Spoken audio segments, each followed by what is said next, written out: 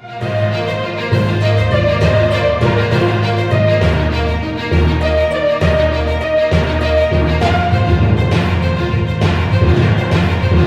I was here. Smart Ghana. I been saying, "I'm going to buy brass to see a tennis na fee.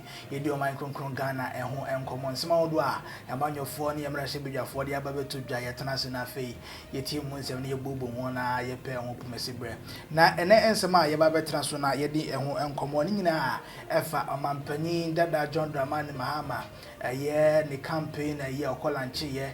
Ewo eye voter region ene ne kwado a wode nsema do etubja wo chese se ye mana kwanya ne so me o mampanyina eye Ex-gratia ho nsensem aban mu mpenefo eje no ade se obetwam ne no ene nam so ama Ghana fo bi no mo kasa de fa ho se ene se opese wo twa sa de ne mu a wo Ex-gratia waje nyina no fabra ne hu se mu akwapa no kwarefo wadi no kure eno nti wode wo so de aba se ne be ya wo ba wo betimi atwam na bibia enso aye kama ne no ene nam so ama aye lawyer aye Martin Pebu no aye private illegal practitioner ode nso do etubia wo chese o mampani asema waka ne de waka ne mom no maye hu gidie wo mu se ubetime de ade na ba wo de ba de Ghana fo nyina benya gidie ne arohwemu na yetimi ato aba no e de ayi ne no ena mampani aye dada John Dramani Mahama de nso do etubia wo chese sema yewra Martin Pebu kan aye silly thing ana okan no ginti na wampani be kasa aseme Ghana fo bi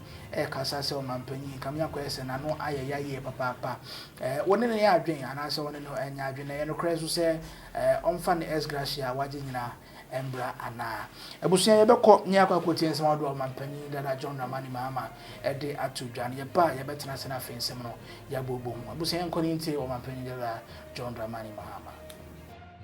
I say we'll cancel Ex-gratia. If you cancel it, you two say, when we come, we'll cancel it.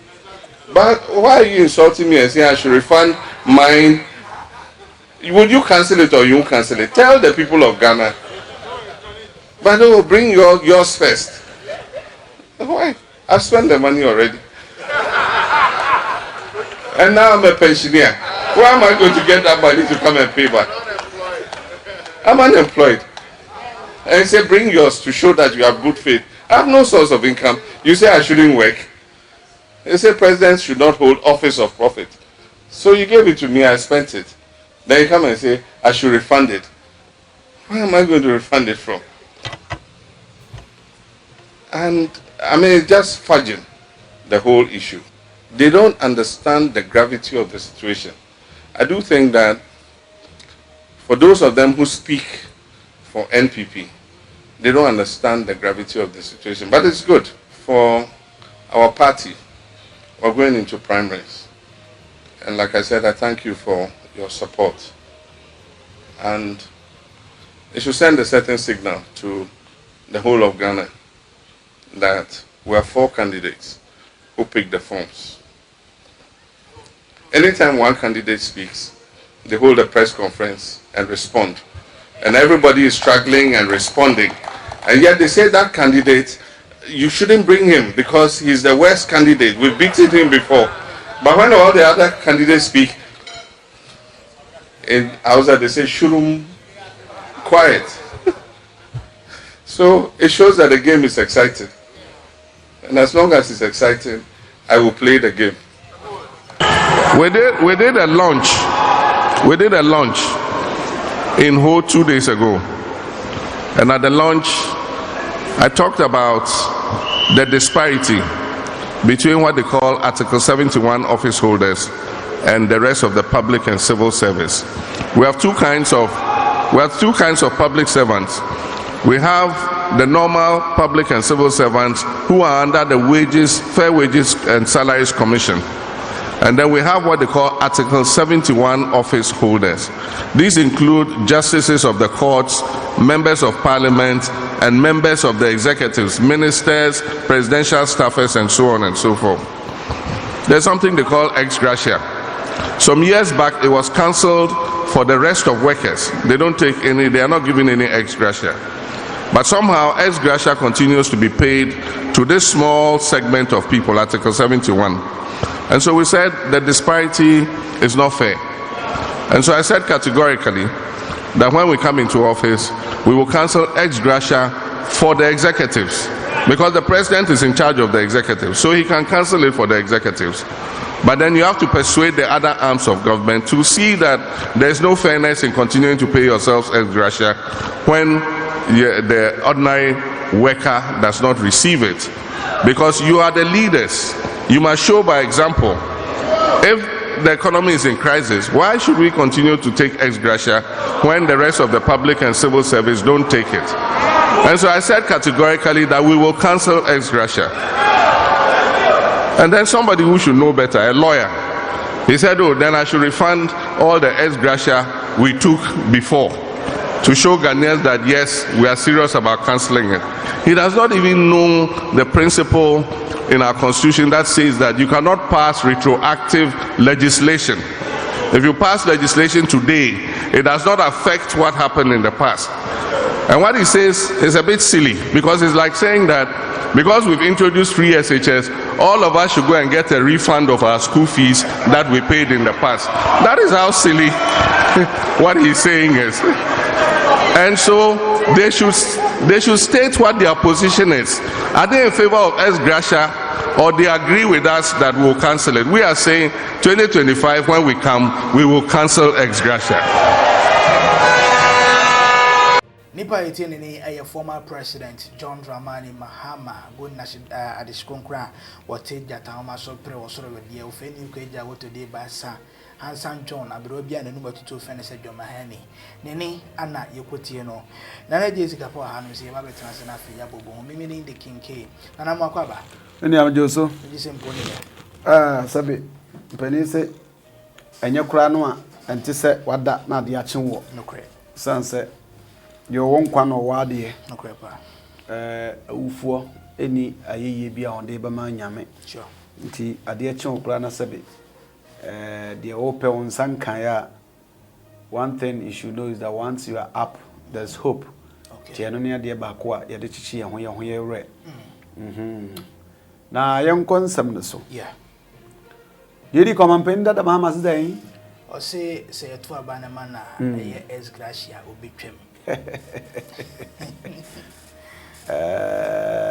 Ana de to so sai. What to be the man here Martin Pigbo, a lawyer. Say a silly thing. I don't walk on. Omampani that His Excellency John Dramani Mahama same say jata this year. Bole bamboy this year. Unsia adiem free. Some of the attributional factors are Emma Oluzi 2024. Sorry, 2020 2016 election. Okay. 2016 election. Unsia adiem free. Na am saying we refi no ho nsem bi okakaye one of the reasons people saw him to be arrogant and disrespectful. Nyama de to apart from the infamous incompetent tag am the tag no amanfo hu se ne kasa oyobia oye kasa ntwitwe ni as he's too quick to react and sound like he's insulting. And it is very unfortunate for him. Truth ought to be said. Ye metran krokra obi.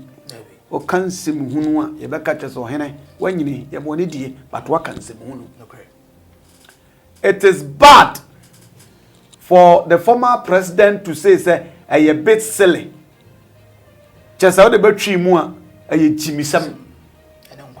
Ene nkwasi asem. A bit silly. That's our friend to make a cran no. Just a Jimmy Kakra, son of us watcher, and I'm Quasiasam Kakra, and not the professor. Who's a crewman? So, all describe or bar, sena, or case vagina, your fun simple. You mock us a TV is now cast handsome. It's what and Miss Animano. So, who now former president, Ura Martin Pebumikra and Metu Chamano, because Nansente no keke kanzembi FF nipa bi hu a na to me understanding no it wasn't right and accurate.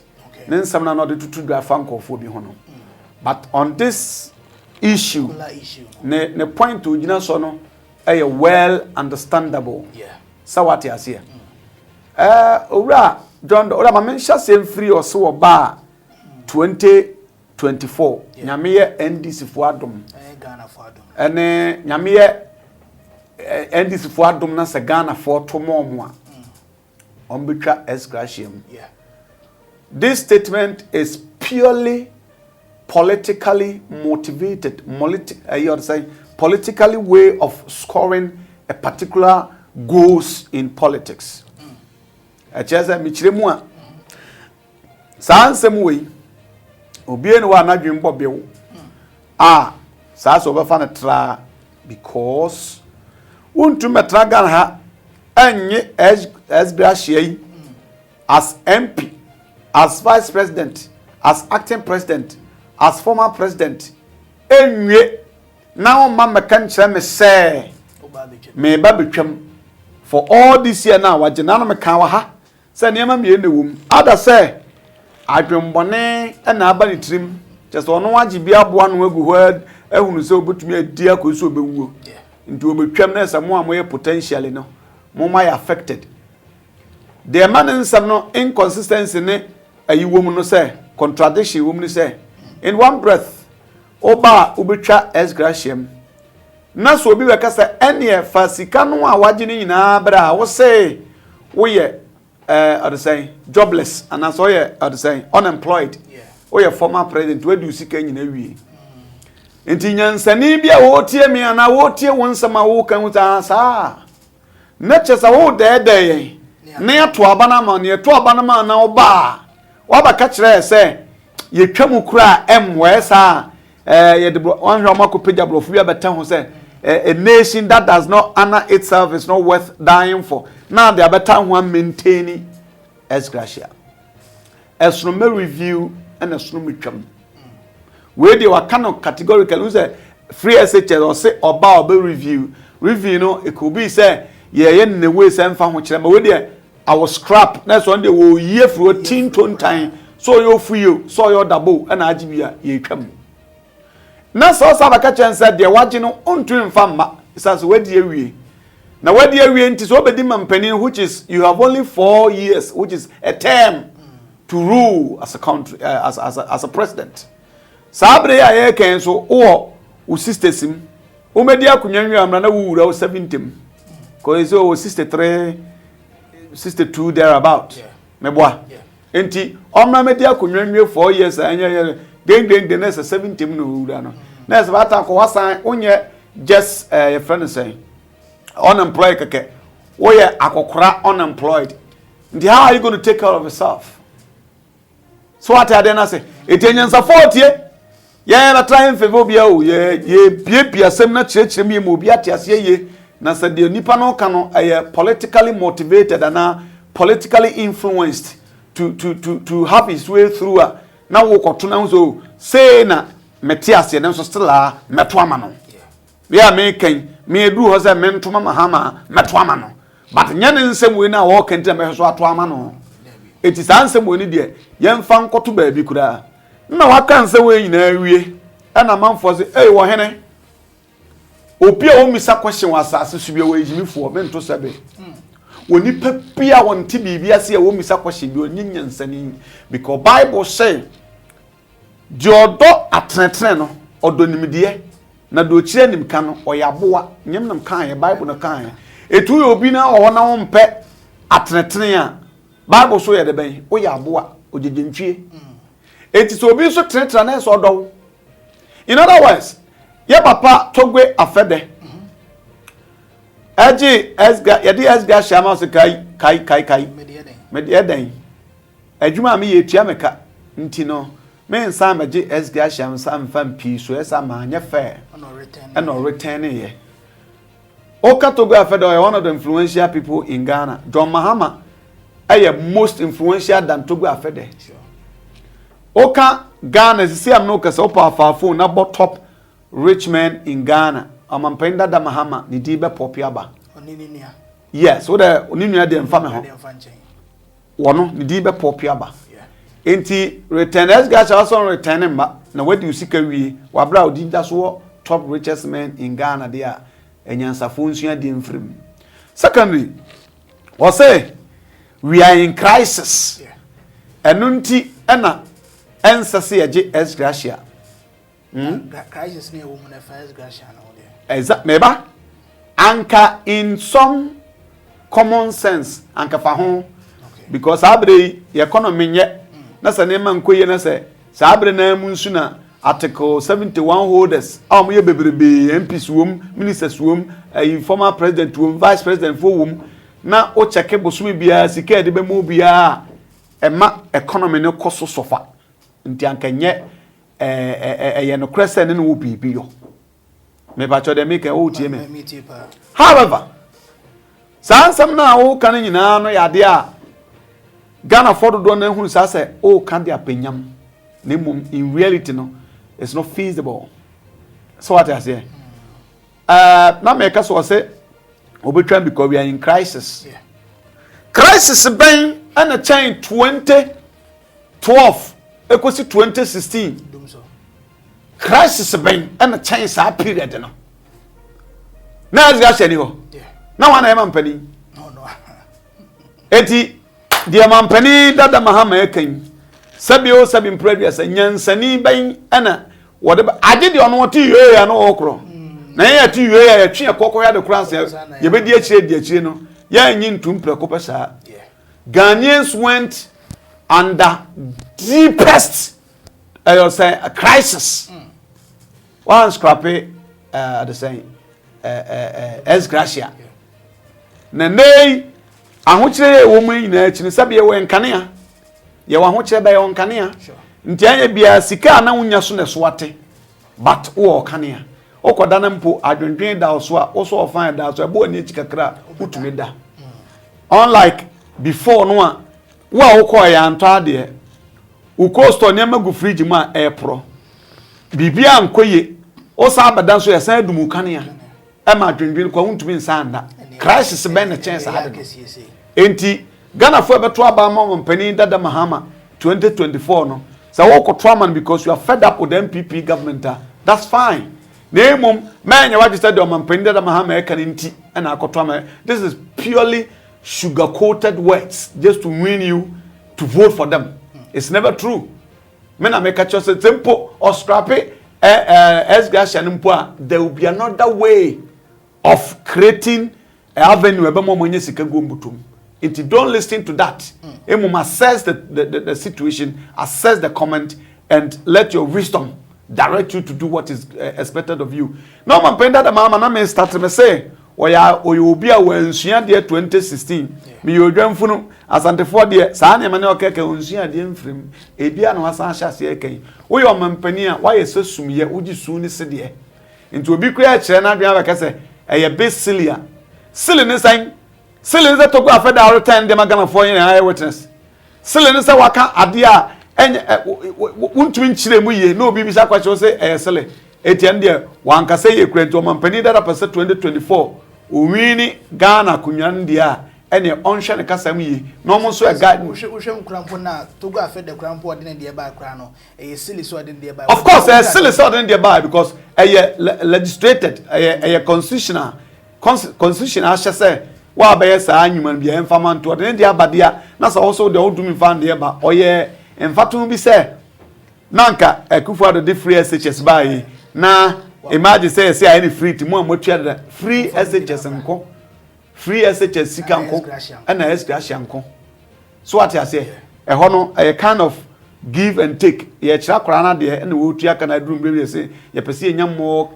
people I mean more student nti ye mfamra na wo fo yin ha different for wa wo ye wadwuma bosum bi etua oka saa na wasoma wie ne ye say ye sentence ke bi dia ma bosum bia asa peja bi dia ma afi bia asa incidents be bia ope asa oka mfie na bia na wo Land Cruiser we amodamutu wo na akoto anka 4 years bia ka ensama so wo botom sika na wo de koto Land Cruiser we esi we ya e say ba ko ko be 20 billion ya anka ba ka 4 years bia 4 years anka ba to from because it can nya wo dia in Ex-gratia yes it has some enema bi o se ye on ye katekate enema firi ho na emom ye nyentwam ene hiento mampenda da mama onkeka nan san ye ne yanso ye tachi a ye tie do pa abusia fa comment in the comment section as like share na foforo enya bi hwe the Sabesa Kabian ever veteran Senafe, Abu Motina Najisi Kapan Kamis meeting at the King Yankupon Yaduma, Ebesan Modia Shebio, Yakramo.